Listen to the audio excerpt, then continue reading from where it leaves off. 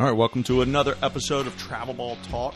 I'm your host, Rich Prado, owner of Play in School. Today we're heading out way out west, out to Idaho to visit with Justin Mace, owner, founder of 208 Baseball. Justin, how you doing, man? I'm doing fantastic. How you doing, Rich? Oh, man, I'm having fun today. Anticipating a few interruptions from my 6-year-old who's home from school. So we'll see how that goes. Speaking of kids, Justin, I know you've got a house full of them. Before we hit record, I got 4 of them. Justin was sharing with me that his eldest is an elite athlete. You want to start there? Yeah, I got 4 boys.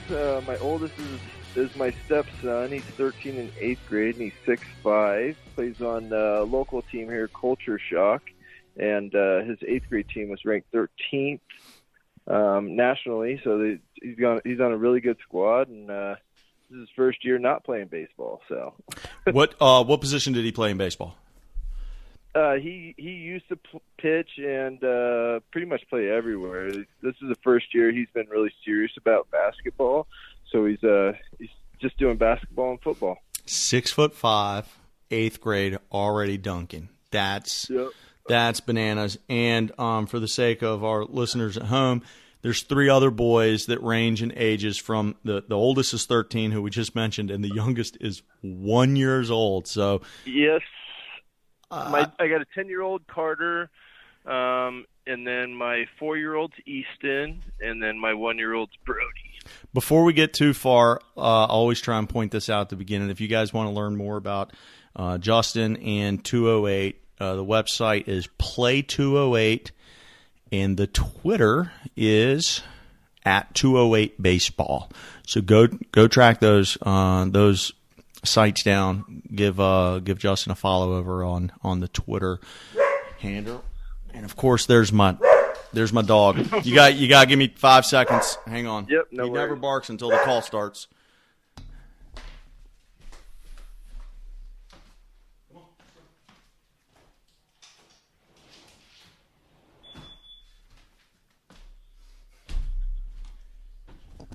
We'll leave that in.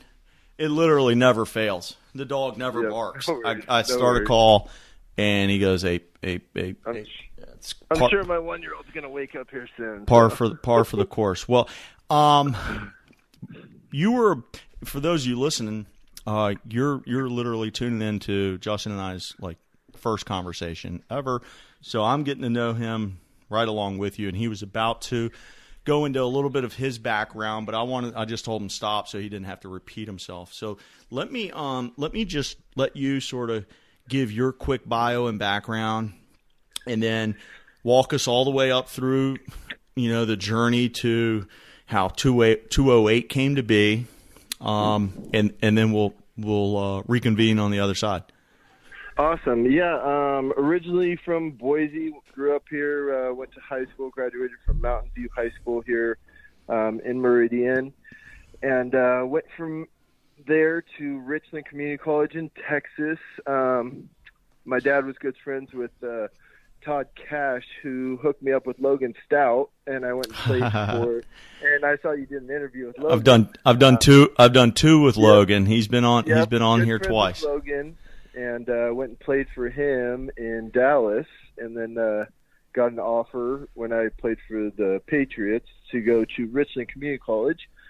So went there for a year, transferred over to Walla Walla in Washington, played there for a year, and then journey took me back home to NNU D2 for my 3rd year, and then I finished up going to LC State in Lewiston, where we won College World Series in 2007, and then ended up getting drafted by the Diamondbacks that following year, and played 3 seasons for them and 1 in Edmonton in independent ball for my last year. And then after that, came back home. I had my first son, Carter, and just started doing lessons. I've been doing lessons since I was pretty much 18.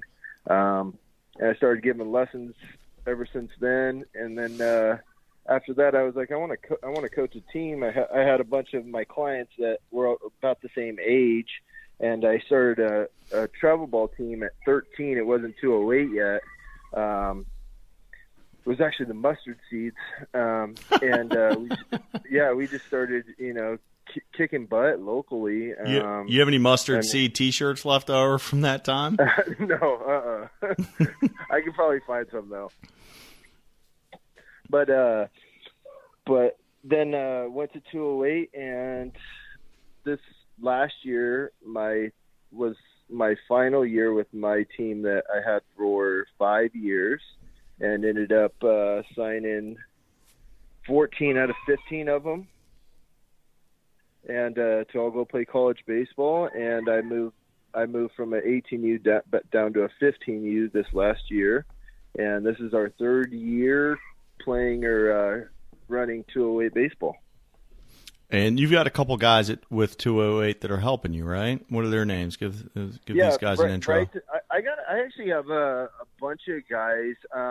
Bryson Vaughn, he's a Barefoot Bandit and Electric Baseball Factory. He does lessons out here. He's going to Spokane Falls Community College, playing there. He's a great help, loves working with kids, and he's like a sponge. And then Seth Lentz comes up. He played pro ball. He throws 100 right now, 102 actually. Is that it? Yeah. Hey, that's it. No one will sign him still. Unbelievable. Yeah, and so Seth comes down and does camps for us all the time, and we have 5-6 teams now, so 4 baseball, 2 softball. You're dabbling in the softball, huh? Who? Yeah. You're dabbling. Mm-hmm. Do you? There's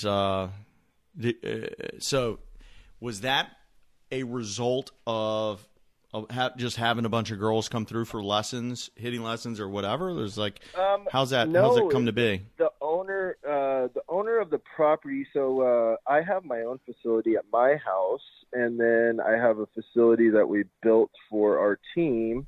We have an 8,000 square foot facility with 2 baseball fields, or 1 baseball field, and we have a youth field that we're gonna turf for softball age. And it was actually weird. I was given lessons out at the Sandlot, and the instructor didn't show up, so I started working with this kid, and I got really, really fortunate to meet. His name's Ryan, and he built us a facility. That's a pretty fortunate, chance meeting. Yes, I mean, the stars align. I mean, I've been doing this for a long time, and you just meet good people, and he wants to help out as many kids as possible. So he built a facility on his property and a baseball field, and it's pretty awesome. That's amazing. All right, so 208, it's younger than most of your kids. Let's put it that way. Just a few years in. Yep. I'm kind of curious now that you've got your 13-year-old boy doing the basketball circuit almost like full time now. He's left baseball behind. Are you seeing anything in the basketball world, just from whether it be tournaments, gameplay, coaching, whatever? Is there anything you're seeing from over there that you want to bring over to baseball? Idaho's pretty far behind on almost every sport, to be honest. I mean, there was only 3 D1 signs last year. I had 2 of them. There were 4. I had 3 of them. And it's honestly, we're really far behind on a lot of sports. The instructor, this is the first year I got my son with a private basketball instructor, and since he's been going to him, it's been awesome. But there's not a big number of people out here like there are in other cities, and so the competition's to me not as good. There's good kids out here, but we had 2 kids drafted total in the state last year. Gee. And so obviously the numbers aren't there compared to, other places, California, Texas, Florida, where Virginia, Tennessee, stuff like that out on the East Coast. I mean, New Jersey's insane for guys getting drafted. So for listeners at home, because I'm an East Coaster with limited info on the West Coast stuff. I just Googled Boise metro population, and it's under 800,000. So this is not a super big area, and that I'm assuming that encompasses the surrounding counties. So this is not a huge metropolitan area. This is not an Atlanta, Miami, Philly type area. No. Yeah. So yeah, just the lack of population density just is gonna right out the gate. Year round doesn't help. Yeah. Not year round, but yeah, we got 4 seasons, so most of the time we're doing stuff indoors a lot during the winter.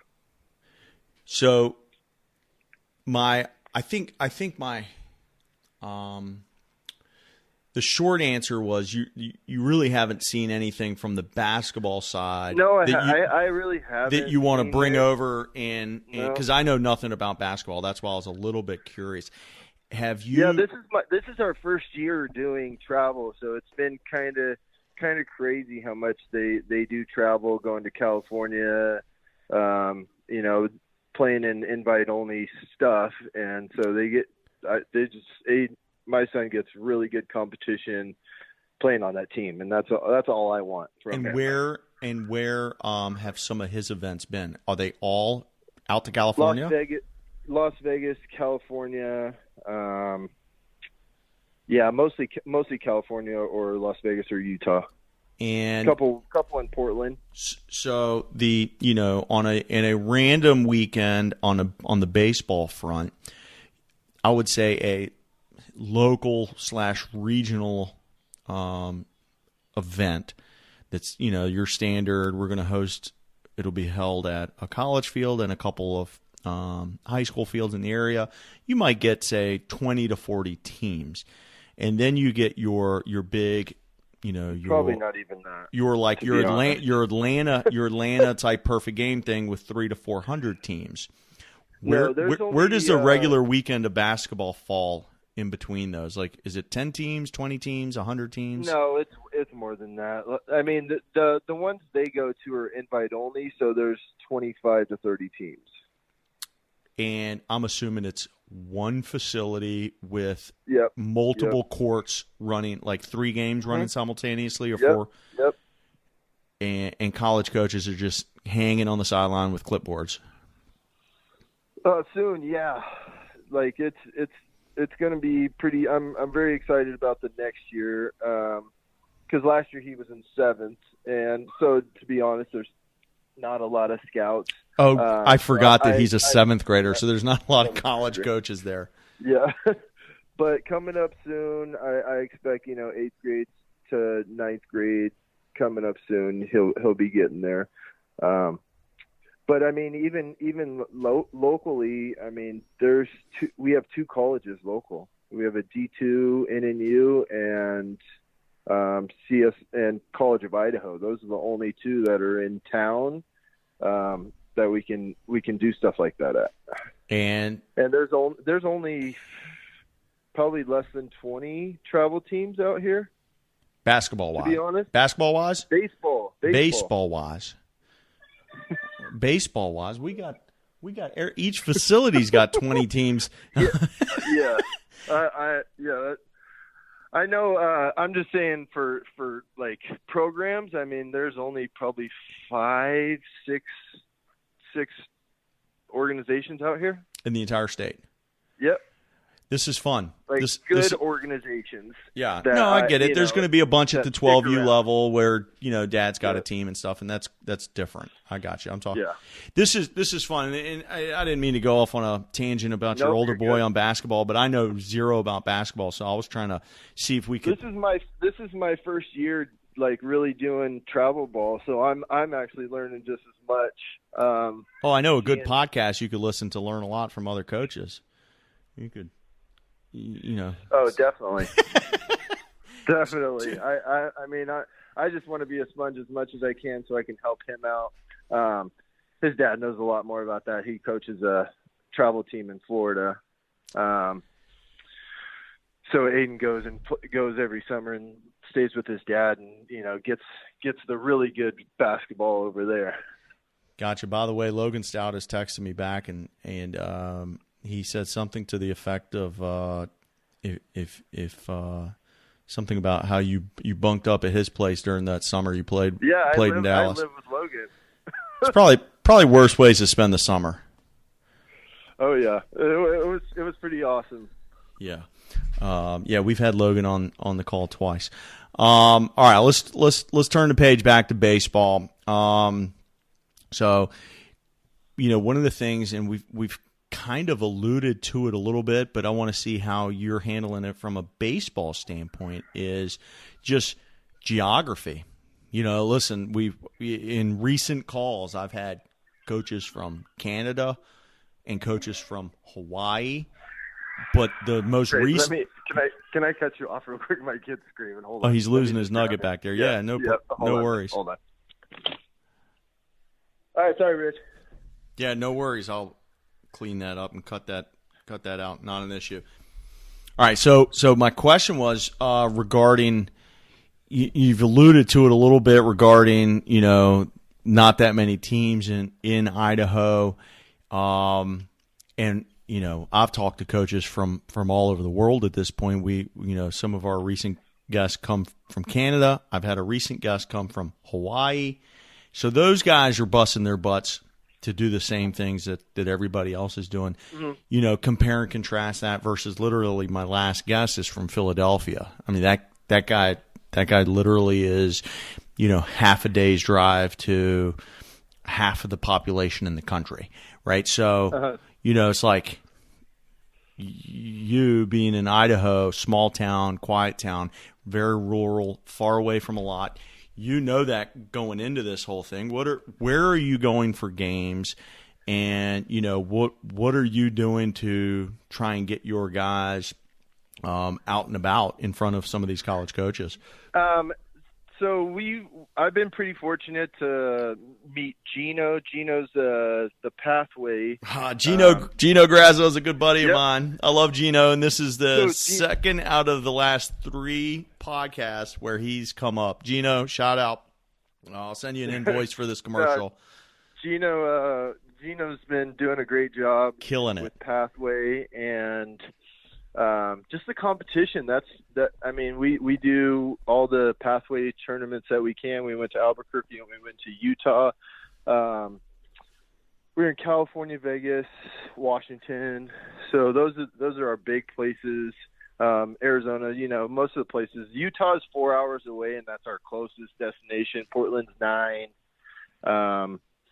But everywhere else, I wouldn't say it's great tournaments. That's why Pathway, I feel, has been probably the best for us to get seen. And Gino's been doing a great job getting college coaches to those events. And then most of our guys do Baseball Northwest, which Baseball Northwest comes through and they do an evaluation of all the guys. And then they put those guys on the team and go play in Arizona for the Arizona Fall Classic. And then they go down to Florida. Select guys go down to Florida for the WWBA with them. Oh, that's it. Wait, with Baseball Northwest. Yeah. That's a very interesting idea where, your one standalone team might not be able to go to one or two of these giant events and compete, but he can put together an event and essentially create an all-star team. Yeah, but that's essentially what it is. I love that idea. All the guys around Idaho, and it gives guys a good look, and it's tough to get on. From my 2025s, I think I have 5, or 2025s, I have 5 guys on the team. My 24s, I had 2, and then my 23s, I had 4. So at least they're getting, looks from bigger events like that where scouts will go to. Yeah, that's a pretty good concept, and that's a great partnership. For organizations like yours where you don't necessarily need to take, a roster of 18 guys across the country. Mm-hmm. If it's really just like that one arm that's going to benefit most. Yep. Like the I always think Atlanta has become. I always talk about this on this pod. Atlanta has become sort of like the Cooperstown for the older age groups. Okay. It's kind of like, like 12U. Everybody goes up to Cooperstown, and it's like rites of passage for the 12U. And now Atlanta is like sort of the same thing, but for the older age groups. And I swear, okay. Oh yeah. So parents will literally hold teams hostage. Like, if you're not going to Atlanta, we're not going to play for you. Whether or not Atlanta and a week in Atlanta and the expense of going to Atlanta is worth it for your kid or not. And so I've always thought a great idea is to do basically what this guy's doing. Like, hey, we'll take your 2 best guys. We'll take your 1 best guy. We'll take your 1 best guy. You don't have to take the entire organization down there. Yep. So what a great partnership. Yeah. But I'm trying to go kind of the opposite, where I'm trying to take my studs, because I got a pretty good squad now that I moved down to my 15U. We played 18U last year as a 15U and did really well. And I want to try to get to the WWBA with my own team. Yeah, well, you got to grow into it. You know what I mean? Mm-hmm. Exactly. In my opinion, which is worth about as much as you pay for it, is that like to go down there and go 0-8 or 0-7 in pool play is like not that fun, not that much, not that valuable. So like, go when you have the arms to go down there and compete. You know what I mean? Yep. And that's definitely. And you don't want to go down there and go 0-8. No. And not only that, you'll drop, you and all your parents on hotels and flights and meals. That's a $50,000. That's a $50,000 a week. Yep. Like, it adds up quick. Maybe more now with inflation of everything, food. Hotels are up, flights are up, everything's up. It's just like to go over there and just like get waxed is not appealing. No, it's fun. No. I mean, maybe it's fun, like the off the field stuff, but we took my team to the pathway in Albuquerque, and the first team we faced is the 2023 Albuquerque team, and they had their entire team was signed. And so it was kind of a wake up call for a lot of our boys. Like, holy crap! That's Albuquerque's a pretty good long ways from Boise. Is that a flight for you guys, for your whole organization, or is that a big old long drive? Flew there.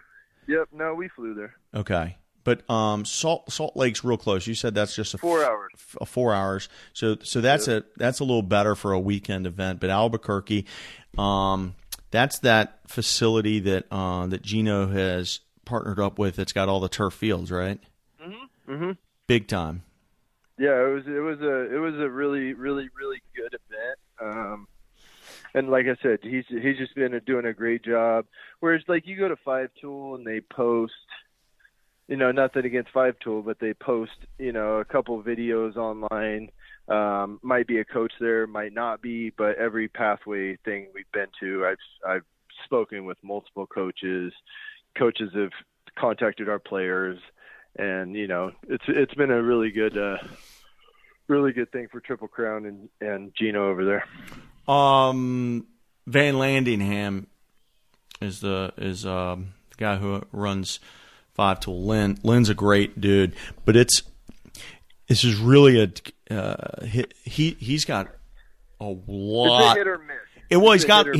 He's got a lot of events, and I think one of the things that really separates Pathway is going to run out there on a year-to-year basis like 6 events, 8 events. Yep. and so it's a little you can doesn't get watered down as much. Well, it's there's so much focus on those 6, 7, 8 events and I think that's one of the things that makes it really special. Pathway used to host one of their big events here in Richmond. It got relocated to Charlotte this past year, this past summer. But yeah, it's like it's one of 7 or one of 8 versus one of 100. Right, five tool. They've gotten big, man. They're doing a big. lot. They're huge. Oh, yeah. They're not doing 7 events a year. Big World Series. I think there'd be some college coaches and a zillion of them. There, but, 100%. So I always shoot over some sort of like standard questions. I kind of put the ball on the tee and see where they go. So I wanted to ask you a couple of these, and first one's sort of an easy one usually, and I've changed the way I ask this question because I know with my just one child in the house, I'm not reading a lot of books, and you got four kids, so this might be. I'm not reading a lot of books. All right, so the question has been rephrased to what book, movie, or website, Twitter account, whatever. What resources are you sort of trying to learn from? I love out front hitting. Jones does a great job there. Wait, tell me. Hold on, slow down. Who is this, and what's he do? Casey Jones out front hitting is amazing with his stuff on Instagram. I really watch out front hitting. Tread Athletics is awesome. Tread, that's Ben Brewster out of Charlotte. Yep, Brewster. Stud. And then Seth Lentz, he's my buddy who out in Arizona, the pitching doctor. He's came down for a couple camps. So mostly that's more what I follow and watch, and then also Dr. Rose with TPI. I'm not sure I know that one. What's that name? Titleist Performance Institution. Okay. He does a bunch of assessments on probably the biggest in the country for assessing athletes. Gotcha. And so we just had my ex-pitching coach from Pro Ball, Steve Merriman. He was down here this last weekend doing assessments on all our guys, running them through the TPI assessment. Gotcha. Cool. Gotcha. So that's more who I really follow, and just trying to get as much information as I possibly can. Trying to learn. I mean, the game's just evolving, just as quick as we're talking. That's still true. So just trying to stay on board with everything that's moving, and trying to. Yep. That's good. Any others you want to throw out there? No, probably not. All right. All right. So this is not in your rearview mirror too far. What's one piece of advice you'd give someone that's just starting out? They're just starting a travel organization or team, or just opening the facility. You've been through these in the pretty recent history. What do you tell somebody who's just having good people around that you can trust, that have the same mindset. I mean, I've always been about helping kids, and trying to lower the price because things do get super expensive, lessons, teams, and stuff like that. So just getting a good group of people behind you with the same coaching style and the same morals that you do, and I'd say if you get that in any business, I think you're going to be successful. Good stuff. Morals, that's a big word. Important. Okay, this one is I think this is my favorite question, and I always love getting answers here. Is if we gave you the magic wand that you could wave, what's one change that you think could be made to travel baseball that would have the biggest positive impact? For me, it's locally. because we still have Legion, and we still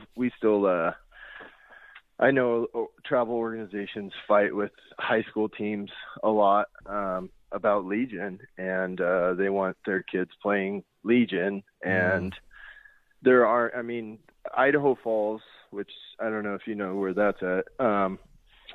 They've won they were in the championship for the Legion World Series this last year. They won the year before, and I mean, there's like 2-3 scouts going to stuff like that, and you know, it's at the World Series of Legion. Right. And so I'd say my biggest thing is like trying to communicate with coaches,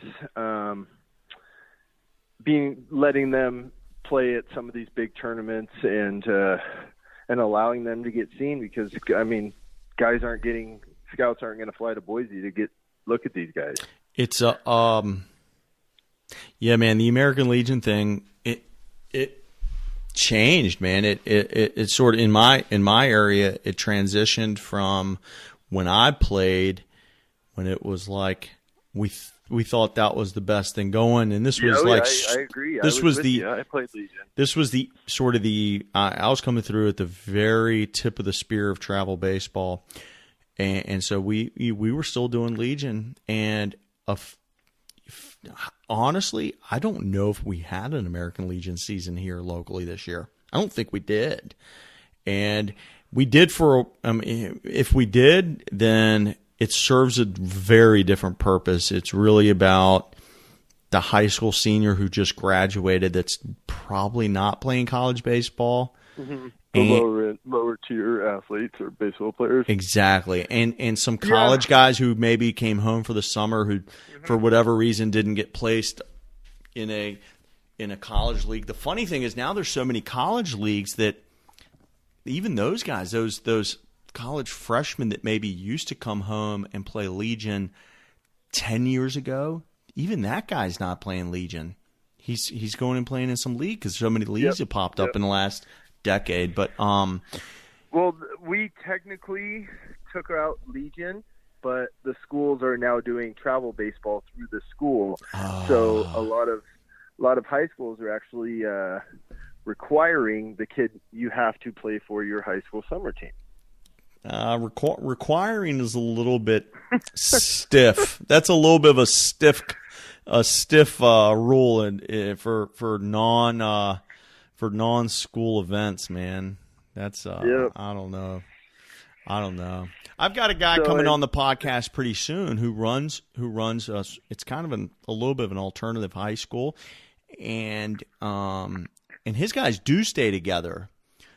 I don't think it's required though. Like it's you know what I mean? Like there's a difference between hey, you can join us and saying, hey, it's mandatory. There's a difference there. Mm-hmm. Mm-hmm. It's I guess it's an unspoken requirement. Yeah, perhaps.